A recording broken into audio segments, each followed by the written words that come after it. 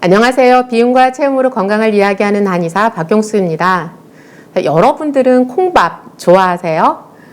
저희 어렸을 때는 저희 가족들은 막 콩을 서로 먹고 싶어서 콩밥을 하면 막 콩을 내 밥에다 더 많이 가져오기 위해서 서로 이제 이렇게 뭐 싸우기도 하고 이랬었는데, 근데 요즘 아이들은 콩을 잘 안 먹으려고 하더라고요. 그리고 콩이 좋다고는 하지만 난 소화가 안 돼서 잘 못 먹겠어, 또 이러신 분도 계시고요. 자, 오늘은 콩을 가장 건강하게 먹는 그런 방법에 대해서 말씀드리도록 하겠습니다.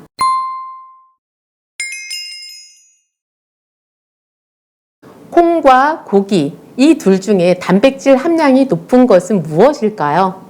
그냥 우리가 얼핏 생각하면 고기가 단백질 함량이 훨씬 높지 않을까 이런 생각하실 수 있는데, 그런데 콩은 단백질 함량이 대략 40%에 가깝고요. 고기 같은 경우는 26% 정도의 단백질을 함유하고 있어요. 그래서 가장 좋은 단백질 공급원은 사실 콩이라고 할 수가 있어요. 자, 그런데 이 콩이라는 것이 문제는 우리가 하루에 많은 양을 먹기가 힘들기도 하고, 그리고 또 소화가 잘 안 돼서 못 드시는 분들이 많단 말이에요. 자, 이렇게 먹고 싶기는 한데 소화가 잘 안 되시는 분들을 위한 그런 소식을 준비해 보았는데요. 자, 콩이라는 것은 단백질 함량이 굉장히 많이 들어있고, 또 이소플라본이 많이 들어있고, 그리고 검은 콩 같은 경우에는 그 안토시아닌이라는 그런 파이토케미칼이 또 많이 들어있죠.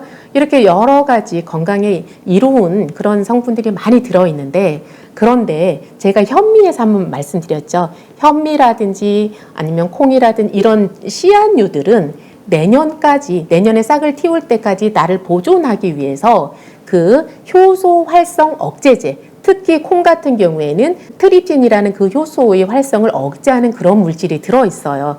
잘 보존하고 있다가 내년에 심었을 때 싹을 틔워야 하잖아요. 자, 그래서 이렇게 효소 활성 억제제가 들어있고요. 그리고 껍질 부위에는 피틴산이라는 그런 성분이 들어있어서 이것이 또 소화장애를 일으켜요. 자, 이렇게 여러 가지 좋은 영양소는 가지고 있지만 이것이 소화가 안 된다는 그런 특징을 가지고 있는데, 그런데 소화가 잘 안 되는 현미를 소화가 잘 되게 하기 위해서 발화현미, 새싹현미를 만들어서 드신다고 제가 말씀드렸죠. 이것처럼 콩을 싹을 틔워보면 어떨까, 이런 생각 해보셨어요? 자, 우리가 이제 그 식혜를 만들 때, 고추장을 만들 때, 이럴 때 엿기름을 쓴다고 말씀드렸죠. 그 양명은 메가라고 했어요. 그런데 이 하얀 콩을 또 싹을 틔워서 이걸 약으로 쓰이는 게 있어요. 여러분들 다 알 수 있을 만한 처방인데요. 그 청심환에 대두황건이라고 들어가요. 그런데 이 대두황건이 그 메주콩이 있죠, 노란콩, 그거를 싹을 틔워서 말리는 거예요. 그것을 약재로 해서 그 귀한 청심환을 만드는 데 써왔어요. 그 정도로 이렇게 콩, 우리가 흔히 접할 수 있는 콩이지만 그것이 귀한 약재로도 활용해 왔어요. 자, 그런데 왜 평소에 우리가 발화현미, 새싹현미처럼 이렇게 싹을 틔운 콩을 사용할 생각은 못했는지, 이런 생각 못 해보셨죠? 그래서 그걸 싹을 길게 기르면 콩나물이 되잖아요. 그래서 콩은 소화가 잘 안 되는데 콩나물은 비교적 소화가 잘 되는 편이에요. 근데 콩나물을 너무 많이 키우지 말고 중간 정도 키워서 이렇게 드시면 이렇게 질기지도 않고 소화가 잘 돼, 이렇게 드실 수 있는데요. 자, 그런데 콩나물 말고 콩의 영양, 단백질을 충분히 가지고 있으면서도 소화가 잘 되게 할 수 있는 것, 새싹콩을 만들어 봤으면 좋겠어요. 자, 한번 과정을 한번 지켜볼까요?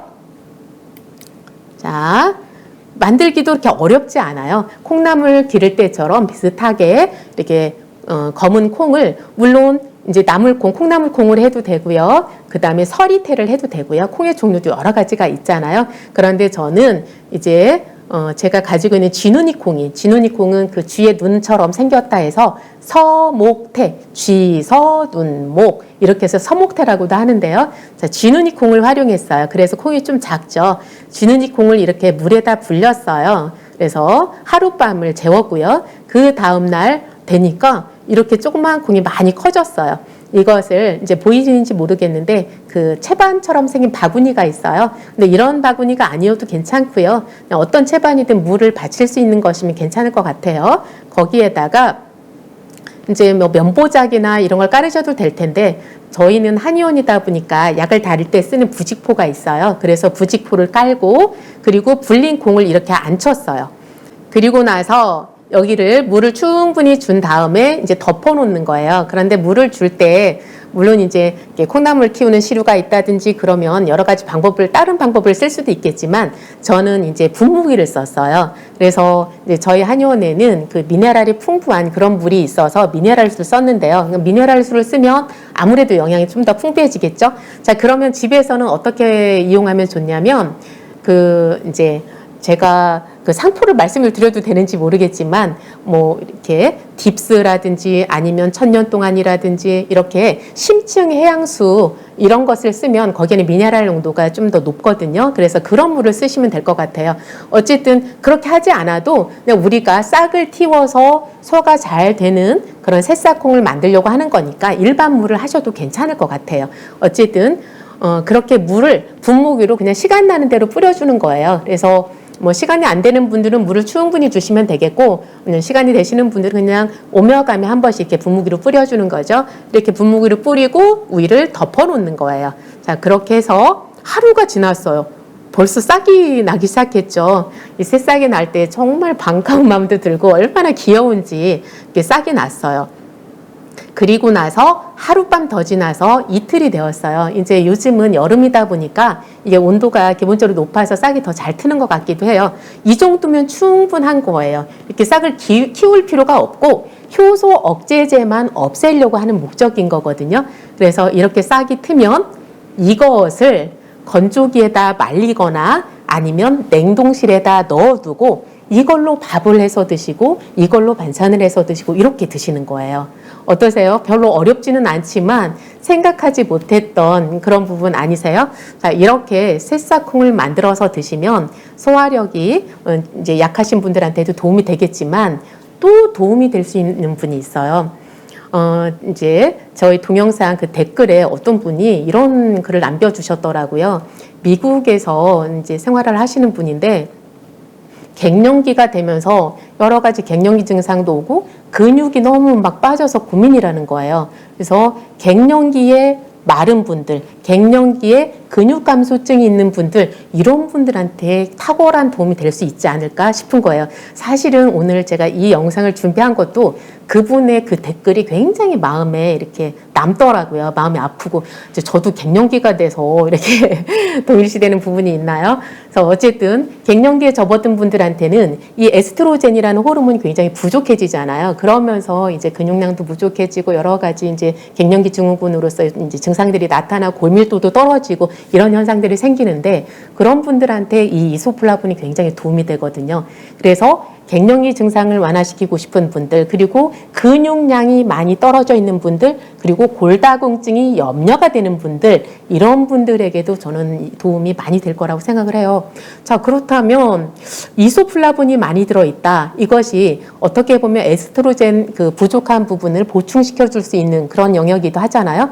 그런데 그러다 보니까 유방암이 있거나 이제 그게 걱정되시는 분들은 자궁 근종이 있다든지 이런 분들은 콩을 또 먹으면 안 된다고 생각하시는 분들이 많아요. 그런데 오히려 이 검은 콩에 들어있는 이 이소플라본은 에스트로겐이 너무 과하려고 하면 그것을 억제시켜주는 그런 역할도 하는 것으로 이제 발표되고 있거든요. 그래서 그런 걱정은 과다하게 하지 마시고 오히려 이렇게 갱년기가 되면 갱년기가 되고 여성 호르몬이 부족할 때 이렇게 검은 콩을 많이 드셨으면 좋겠는데 그런 분들 중에서도 이제 소화력이 왕성한 분들은 그냥 검은 콩을 드셔도 되죠. 그런데 소화력이 떨어져 있고 근육이 많이 빠져 있는 분들은 이렇게 새싹을 키워서 이렇게 드셨으면 좋겠다 말씀을 드려요.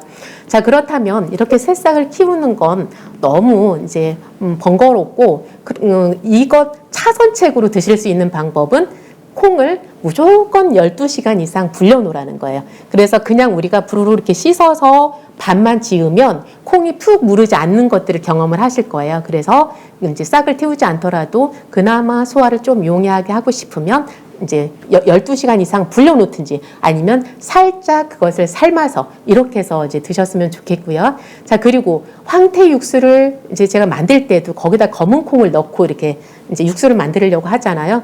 그러니까 밥을 짓거나 콩자반을 해서 드시거나 할 땐 이렇게 해서 드시면 되는데 평소에 우리가 육수를 낼 때에도 이 검은 콩을 넣고 푹 끓여서 활용을 하신다면 조금 더 이제 그 밥을 지을 때, 그러니까 밥에 들어가는 콩뿐만이 아니라 물에도 또 그 성분들이 들어가니까 조금 더 효과를 증가시킬 수 있을 것 같아요. 자, 오늘은 콩을 가장 건강하게 먹는 방법, 새싹콩으로 먹자. 그리고 그것이 여의치가 않다면 충분히 불려서 먹자. 그리고 육수를 낼 때에도 이 검은 콩을 같이 끓여서 활용을 하자. 이렇게 세 가지 말씀드렸습니다.